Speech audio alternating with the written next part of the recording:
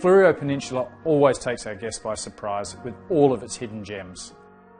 We love getting our guests on the wild South Coast Way, with its majestic views of Kangaroo Island and the Southern Ocean.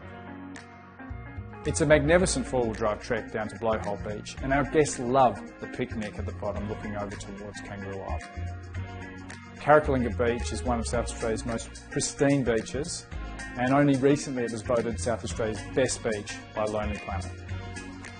It's a great thrill for our guests to drive some of the wild beaches of the Fleurieu Peninsula. There's no better way to finish our Wild South Coast Way tour than a sunset dinner at my coastal lodge, where I pull out some very special bottles of wine from my own cellar.